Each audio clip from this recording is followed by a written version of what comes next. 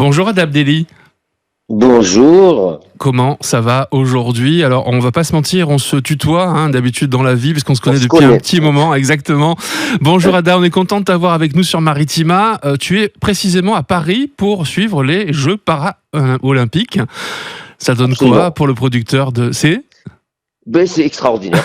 C'est Ça y est, c'est extraordinaire de voir commencé. tous ces sites, ouais, de voir tous ces sites remplis. Enfin, il faut faire la queue partout, donc c'est un peu compliqué, mais c'est vraiment chouette. C'est vraiment extraordinaire. Moi, c'est vraiment une lumière, une mise en lumière, je pense, inattendue même par les organisateurs eux-mêmes. Et de chaque édition de ces Jeux Olympiques, Paralympiques également, on a l'impression qu'il y a encore plus d'adhésion du public et que on se rend compte beaucoup mieux de la force qu'il faut chez ces athlètes pour arriver à de tels niveaux.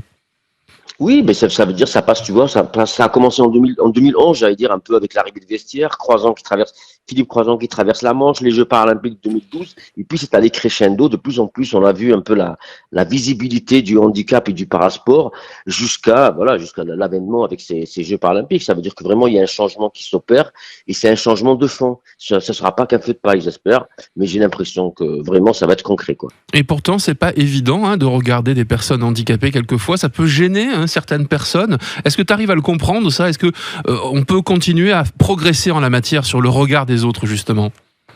Ah mais oui, complètement, je comprends tout à fait que ça puisse être parfois, ça puisse créer des malaises, parce que de toute façon c'est le rapport au corps. Mm. Et là, on est concrètement dedans et on a tous un problème, qu'on le veuille ou non, avec notre corps, la vision qu'on a nous de notre corps et comment on se le représente, comment on le montre, et c'est compliqué. Et ces gens-là, eux, sont affranchis de tout ça, ils affrontent ça devant des millions de téléspectateurs.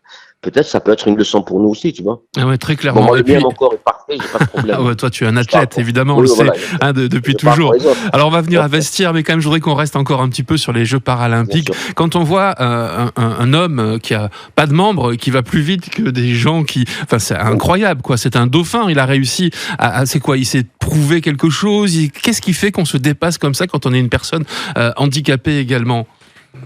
Parce que parfois, on a l'impression d'être arrivé au bout de quelque chose où il n'y a plus rien, il y a plus à quoi s'accrocher, puis d'un coup, il y a une lumière qui apparaît.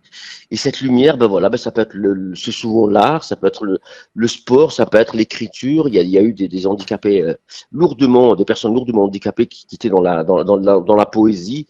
Ce gars, il a vu un jour, il s'est dit que dans l'eau, il allait vite. Ça a été son truc. Et puis là, c'est sa vie, quoi. C'est la natation. C'est des records qui vont tomber.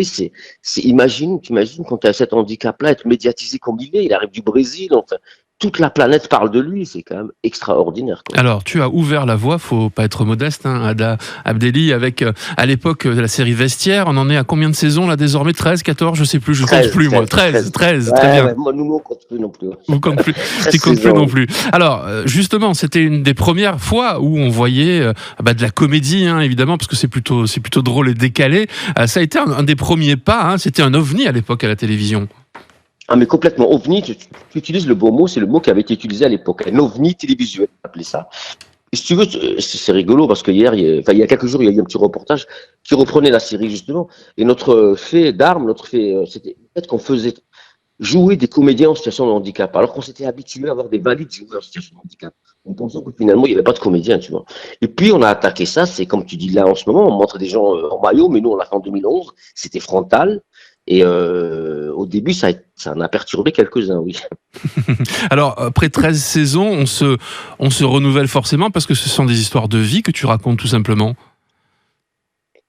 Écoute, c'est exactement ça. C'est des histoires de vie. C'est la vie vue C'est sans fin finalement, à travers, je veux dire, c'est comme le spectacle de la vie, quoi. On peut continuer encore pendant des années. C'est exactement ça. C'est la vie vue à travers le prisme du handicap. Et il se passe toujours quelque chose. Toujours.